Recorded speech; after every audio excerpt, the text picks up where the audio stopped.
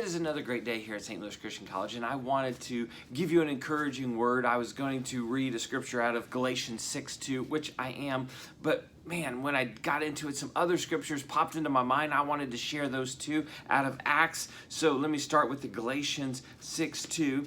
Brothers, if someone is caught in any wrongdoing, you who are spiritual should restore such a person with a gentle spirit, watching out for yourselves so that you also aren't tempted. Carry one another's burden, and in this way you will fulfill the law of Christ. And so my mind immediately jumped back to Acts, where the church first started getting going, and everybody gave as they had need. They would sell their property, they would donate. They didn't consider anything their own possession. They loaned it out to whoever would have a need. And so in chapter 4, verse 32, it says, "Now the multitude of those who believed were of one heart and soul." One heart and soul. "And no one said that any of his possessions was his own, but instead they held everything in common. And they gave to anyone as they had need." This is an awesome scripture because it has such great lessons, because that's what I want to be a part of. That's the church that I want to be a part of, and we are the church. A while back, somebody sent me a list of really cool facts about geese. It was too cool to put into a file, so I wanted to share some of them with you today. 1, they mate for life. We could take some lessons from them. 2, there's like 130 different varieties of geese. I had no idea there was that many. Also, because of the way they fly in that V formation, they flap their wings and it creates an uplift, and it can lift them up to like 29,000 feet that they can fly. That's where the Boeing 747s are up there. And it's amazing. And because of that V formation, they can fly farther, faster, 71% farther together than if they were flying alone. 71%. It just is mind-blowing. A couple other facts is the lead goose, when he gets tired, he'll fall back into formation and let somebody else lead. Wow.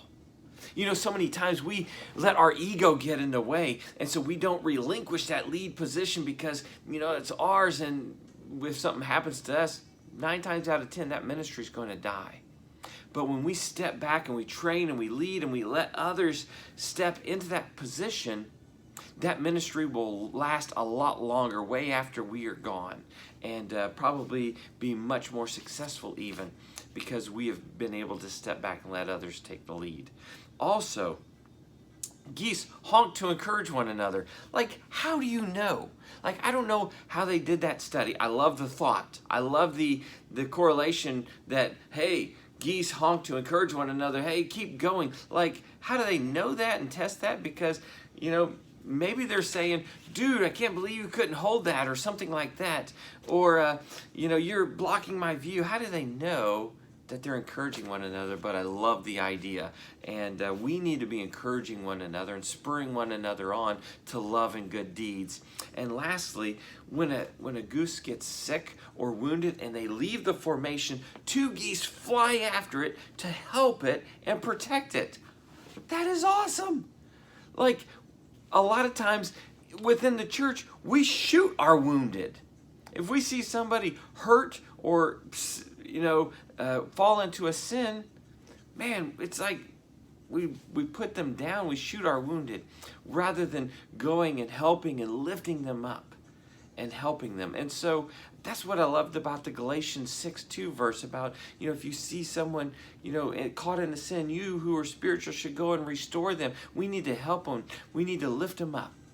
So that's the encouraging word today. Maybe you need to be lifted up. I pray that you would just get in contact with some people. Maybe you know somebody who, you know, is kind of veering off, and you need to leave formation. You need to go after them, and you need to lift them up and pray and protect them and their spiritual life, like Hebrews 3:13 talks about. I'll let you look that up. But anyway, have a great day, and God bless you.